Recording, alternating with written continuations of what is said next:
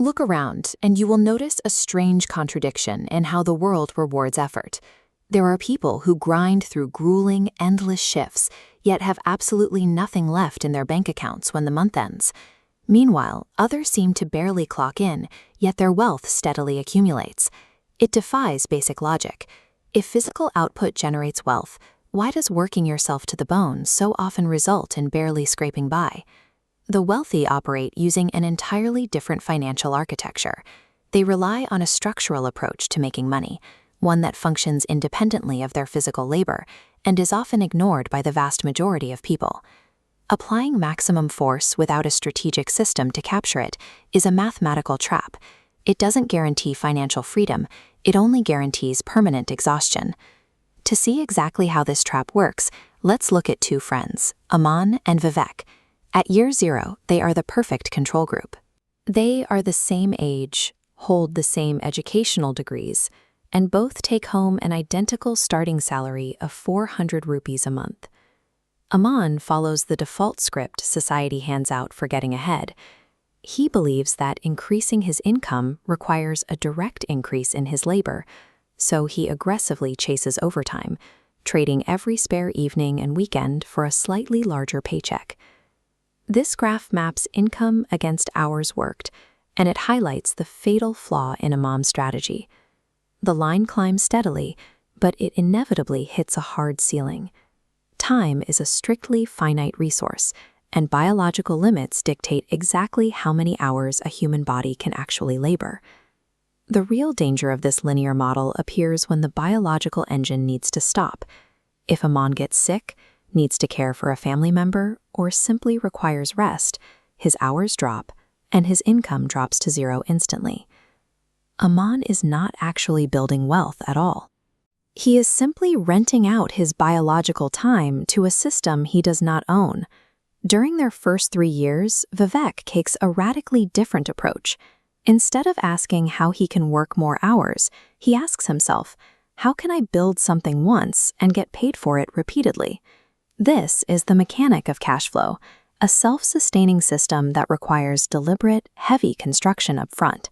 It relies on engineering a process that continues to output value long after the initial setup is complete. Building this machinery happens in distinct phases. First comes an intense period of learning the mechanics of a specific industry. Then follows the heavy lifting phase, the unglamorous, grueling work of actually setting up the infrastructure. This chart illustrates the complete 4-stage process. After learning and heavy lifting, the raw inputs are converted into stage 3, building the system by hiring staff or automating tasks. Stage 4 is continuous improvement, refining the machine so it outputs steady resources with less friction. In the real world, this engine takes many shapes. It could be a small local grocery store managed by trusted employees, a daily milk-producing dairy operation, or an agricultural processing unit that packages and sells goods every single month. Once fully assembled, these businesses function as independent engines. They generate revenue on their own, completely detached from the owner's constant physical fuel. Around year 4 to 6, both men hit a critical threshold.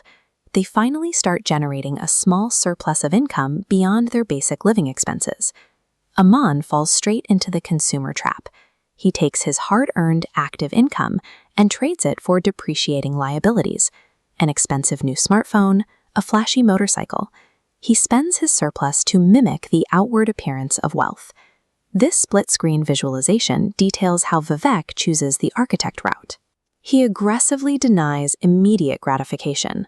While Aman's money flows into a liability sinkhole, Vivek takes his meager early profits and loops them directly back into a central engine, expanding its size and total output capacity. Those first few years of profit are the ultimate test of psychological discipline. Spending that surplus immediately halts the machine's progress, while reinvesting it fuels exponential growth. Fast forward to year 10, and the math finally catches up. Aman's lifestyle expenses have steadily inflated over the decade, but his financial system remains identical to year 0. If he wants to eat next week, he still has to clock in tomorrow morning. Vivek's reality looks completely different. He holds a successful offline business with a loyal customer base and automated processes. Money enters his bank account, whether he decides to show up to the office that day or stay home. This 10-year timeline chart lays out the math. Amon's trajectory stays completely flat and volatile. Vivek's line stays remarkably low for the first several years during the heavy lifting phase, but eventually the reinvestment takes hold and the system curves upward into an exponential compounding shape. The massive wealth gap between these two men by the end of the decade is not determined by the total amount of effort they exerted. It is strictly the result of how they allocated that effort. Hard work is absolutely essential, but we have to reframe how we apply it. Applying your labor exclusively to a one-to-one exchange of time for money places a permanent, unbreakable ceiling on your financial potential.